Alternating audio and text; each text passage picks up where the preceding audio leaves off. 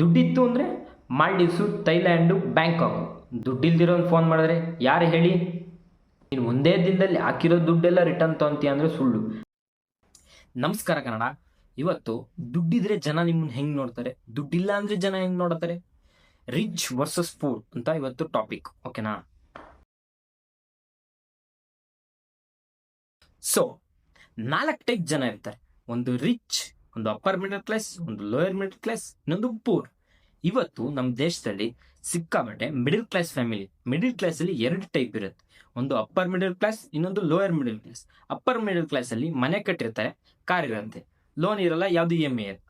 Lower middle ಕ್ಲಾಸಲ್ಲಿ ಮನೆ ಕಟ್ಟಿರ್ತಾರೆ, car ತಗೊಂಡಿರ್ತಾರೆ, EMI ಇರುತ್ತೆ ಅಷ್ಟೇ.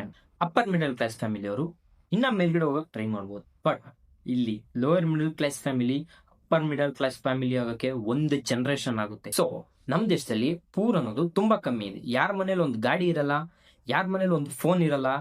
ಯಾಕೆಂದ್ರೆ ಫೋನು ಗಾಡಿ ಇಟ್ಕೊಂಡು ಇವತ್ತು ದುಡ್ಡನ್ನ ಅರ್ನ್ ಮಾಡ್ಬೋದು. ಎಷ್ಟೋ ರೀತಿ ಅರ್ನ್ ಮಾಡ್ಬೋದು ದುಡ್ಡನ್ನ, ಗಾಡಿ ಮತ್ತೆ ಫೋನ್ ಇಟ್ಕೊಂಡು. ಸೊ ಇವತ್ತು ಪೂರು ಅಷ್ಟೊಂದು ಇಲ್ಲ. ಇದಾರೆ, I am not saying that ಇಲ್ವೇ ಇಲ್ಲ ಅಂತ, ಬಟ್ ಇದಾರೆ. ಸ್ವಲ್ಪ ಲೈಟ್ ಆಗಿ ಒಂದು 15% ಇರ್ಬೋದೇನೋ. BPL ಕಾರ್ಡ್ ಇಟ್ಕೊಂಡವ್ರು ಯಾರೂ ಬಡವರಲ್ಲ, ಹಂಗಂತ APL ಕಾರ್ಡ್ ಇಟ್ಕೊಂಡವ್ರು ಎಲ್ಲಾರು ಶ್ರೀಮಂತರಲ್ಲ. ನಿಮ್ಮ ಹತ್ರ ದುಡ್ಡಿತ್ತು ಅಂದ್ರೆ AC ಕಾಲೇಜು, AC ಬಸ್ಸು. ನಿಮ್ಮ ಹತ್ರ ದುಡ್ಡಿಲ್ಲ ಅಂದ್ರೆ ಗೌರ್ಮೆಂಟ್ ಸ್ಕೂಲು, ನಟರಾಜ ಸರ್ವಿಸು. ನಿಮ್ಮ ಹತ್ರ ದುಡ್ಡಿತ್ತು ಅಂತಂದ್ರೆ ಸ್ಟಾರ್ ಬಕ್ಸು, ದುಡ್ಡಿಲ್ಲ ಅಂದ್ರೆ ಅದೇ Nandini tea booth, US follow, rare rabbit. ನಿಮ್ಮ ಹತ್ರ ದುಡ್ಡಿಲ್ಲ ಅಂದ್ರೆ 1000 ಅದೇ ದುಡ್ಡಿರೋರಿಗೆ 10 ಲಕ್ಷ ರೂಪಾಯಿ ಇದ್ರೆ 10 ಲಕ್ಷ ರೂಪಾಯಿಂದ 20 ಲಕ್ಷ ಮಾಡೋದನ್ನ ಯೋಚನೆ ಮಾಡ್ತಾರೆ. ಅದೇ ದುಡ್ಡಿಲ್ದಿರೋನು 10 ಲಕ್ಷ ಮಾಡೋಕೆ ಯೋಚನೆ ಮಾಡಲ್ಲ. ಅವ್ನಿಗೆ 10,000 ಸಿಕ್ಕಿದ್ರೆ ಸಾಕು, ಆ ದುಡ್ಡಿಂದ ಅವತ್ತಿನ ಖರ್ಚು ಅವ್ನು ನೋಡ್ಕೊಳ್ಳೋಕೆ ತುಂಬಾ ಯೋಚನೆ ಮಾಡ್ತಾನೆ. ದುಡ್ಡಿತ್ತು ಅಂತಂದ್ರೆ ಸಿಂಗಲ್ ಪೇಮೆಂಟು, ಕಾರ್ ಡೆಲಿವರಿ. ದುಡ್ಡಿಲ್ಲ ಅಂದ್ರೆ EMI, down payment, low budget. ದುಡ್ಡಿತ್ತು ಅಂದ್ರೆ ಮಾಲ್ಡೀವ್ಸು, ಥೈಲ್ಯಾಂಡು, ಬ್ಯಾಂಕಾಕು. ದುಡ್ಡಿಲ್ಲ ಅಂತಂದ್ರೆ ಅದೇ ಅಜ್ಜಿ ಮನೆ, ಅದೇ ತಾತನ ಮನೆ, ಅದೇ ಮಾವನ ಮನೆ. ಇವತ್ತು ಹೆಂಗಾಗಿದೆ ಅಂತಂದ್ರೆ ದುಡ್ಡಿದ್ರೆ ದೇವ್ರನ್ನ 1 hour ಅಲ್ಲಿ ದರ್ಶನ ಮಾಡ್ಬೋದು. ಅದೇ ದುಡ್ಡಿಲ್ಲ ಅಂದ್ರೆ ಜೈಲ್ಗೆ ಹಾಕೊಂಡು ಕ್ಯೂ ಅಲ್ಲಿ ನಿಂತ್ಕೊಂಡು ಒಂದು ದಿನ ಆಗ. ದುಡ್ಡಿತ್ತು ಅಂತಂದ್ರೆ ಶರೀಫ್ ಬಾಯ್ ಬಿರಿಯಾನಿ, ದುಡ್ಡಿಲ್ಲ ಅಂತಂದ್ರೆ ರಾಘವೇಂದ್ರ ಮಿಸ್ಸು. ದುಡ್ಡಿರೋರ್ಗೆ ಕ್ಯೂ ಇರಲ್ಲ, ದುಡ್ಡಿರೋರ್ಗೆ ಅದೇ ಲಾಸ್ಟ್ ಕ್ಯೂ ಅಲ್ಲಿ ನಿಂತ್ಕೋಬೇಕು.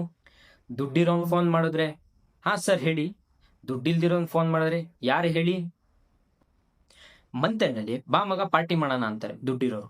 ಅದೇ ದುಡ್ಡಿಲ್ದಿರೋರು ಮಗ 100 ರೂಪಾಯಿ ಹಾಕೋ, ನೆಕ್ಸ್ಟ್ ಮಂತ್ ಸ್ಯಾಲ್ರಿ ಆಗ್ತಿದಂಗೆ ಕೊಡ್ತೀನಿ ಅಂತಾರೆ. ಇವತ್ತು ದುಡ್ಡಿರೋರು ಹೊಸ ಏನಾದ್ರು ಬಿಸ್ನೆಸ್ ಮಾಡ್ಬೇಕು ಅಂದ್ರೆ ಯೋಚನೆ ಮಾಡ್ದಲೇ ಮಾಡ್ತಾರೆ. ಅದೇ ದುಡ್ಡಿಲ್ದಿರೋರು ಯೋಚನೆನೇ ಮಾಡಕ್ ಹೋಗಲ್ಲ, ಏಕೆಂದ್ರೆ ಅವ್ರ ಹತ್ರ ದುಡ್ಡಿರಲ್ಲ. ಮೇನ್ ದುಡ್ಡಿರೋರು ಇನ್ವೆಸ್ಟ್ ಮಾಡ್ತಾರೆ, ಅದೇ ದುಡ್ಡಿಲ್ದಿರೋರು ಸೇವಿಂಗ್ಸ್ ಮಾಡಕ್ ಹೋಗ್ತಾರೆ. ದುಡ್ಡಿರೋರಿಗೆ ಪಿಜ್ಜಾ, ಬರ್ಗರು, ಸ್ಯಾಂಡ್ವಿಚ್. ಅದೇ ದುಡ್ಡಿಲ್ದಿರೋರಿಗೆ ರಾತ್ರಿ ಉಳಿದಿರೋ ಮುದ್ದೆ, ರಾತ್ರಿ ಉಳಿದಿರೋ ಅನ್ನ, ರಾತ್ರಿ ಉಳಿದಿರೋ ಸಾರು. ಇವತ್ತಿನ ಪ್ರಪಂಚದಲ್ಲಿ ದುಡ್ಡಿದ್ರೇನೆ ದೊಡ್ಡಪ್ಪ. ನೀನ್ ದುಡ್ಡಿದ್ರೆ ದಾನ ಮಾಡ್ತೀಯಾ, ನಿನ್ನ ಮೇಲ್ಗಡೆ ಹೋಗಿ ಕೂರಿಸ್ತಾರೆ.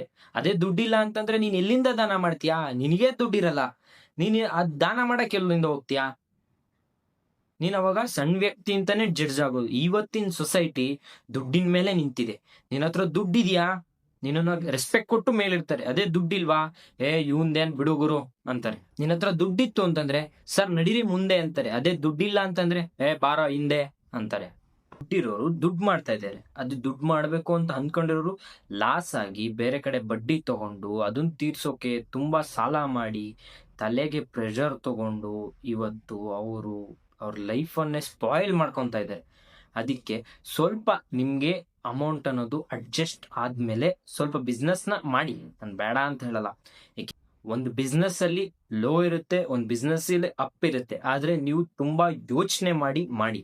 ಯಾವುದೇ ಬಿಸ್ನೆಸ್ ಆದ್ರೂ ಸಣ್ಣತನದಿಂದ ಮೇಲಕ್ಕೆ ಹೋಗೋದು, ಯಾವುದೇ ಬಿಸ್ನೆಸ್ ಆದ್ರೂ ಒಂದೇ ದಿನಕ್ಕೆ ಕ್ಲಿಕ್ ಆಗಲ್ಲ. ಹಂಗಂತ ಒಂದೇ ದಿನಕ್ಕೆ ನೀನ್ ಶ್ರೀಮಂತ ಆಗೋಕ್ಕೂ ಆಗಲ್ಲ. ಸೊ ಅದು ಟೈಮ್ ತಗೊಳುತ್ತೆ. ನೀನ್ 10 ಲಕ್ಷ ರೂಪಾಯಿ ನೀನ್ ಬಡ್ಡಿಗೆ ತಗೊಂಡು ಅಥವಾ ಎಲ್ಲಾದ್ರೂ ಸಾಲ ಮಾಡಿ ನೀನು ಮಾಡಿ ಅದ್ ನಾನು EMI ಕಟ್ತೀನಿ ಅಂದ್ರೆ ಅದು ಕಂಪ್ಲೀಟ್ಲಿ ಆಗಲ್ಲ. ಸೊ ಸ್ವಲ್ಪ ದಿನ ವೆಯ್ಟ್ ಮಾಡು, ಏನಾಗಲ್ಲ. ಸೊ ಸ್ವಲ್ಪ ದಿನ ವೆಯ್ಟ್ ಮಾಡು. ಇಷ್ಟು ದಿನ ಆಗ್ದಿಲ್ದಿರೋದು ಏನೋ ಒಂದು ನಿನ್ ತಲೆಯಲ್ಲಿ ಐಡಿಯಾ ಬಂದಿದೆ ಅಂತಂದ್ರೆ ನಾಳೆ ದಿನ ಅದನ್ನ ಎಕ್ಸಿಕ್ಯೂಟ್ ಮಾಡೋದು ಹಿಂಗೆ ಅಂತ ಯೋಚನೆ ಮಾಡು. ಒಂದು ಮಿಡಿಲ್ ಕ್ಲಾಸ್ ಫ್ಯಾಮಿಲಿಯಲ್ಲಿ ನೀವು ಸಾಲ ಮಾಡಿ ನೀವು ಏನಾದ್ರೂ ಒಂದು ಮಾಡ್ತೀರಾ ಅಂದ್ರೆ ನೆಮ್ಮದಿ ಅನ್ನೋದು ಕಳ್ಕೊಂತೀರಾ.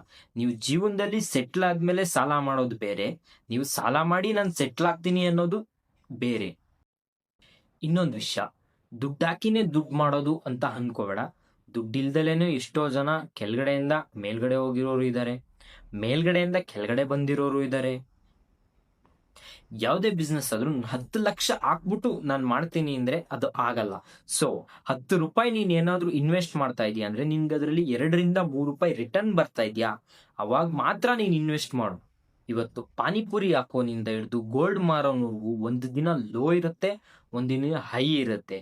ಹಂಗೆ ಬಿಸ್ನೆಸ್ ಅಲ್ಲಿ ನೀನು ಒಂದೇ ದಿನಕ್ಕೆ ಜಡ್ಜ್ ಮಾಡ್ಕೋಬೇಡ. ಒಂದು 15 ದಿನದಲ್ಲಿ ನಿನಗೆ ರಿಟರ್ನ್ ಬರಲ್ಲ, ಒಂದು 10 ದಿನದಲ್ಲೂ ನೀನು ಒಂದೇ ದಿನದಲ್ಲಿ ಹಾಕಿರೋ ದುಡ್ಡೆಲ್ಲ ರಿಟರ್ನ್ ತಗೊಂತೀಯ ಅಂದ್ರೆ ಸುಳ್ಳು. ಅದಕ್ಕೆ ಅದರದೇ ಆದಂತ ಟೈಮ್ ಇದೆ.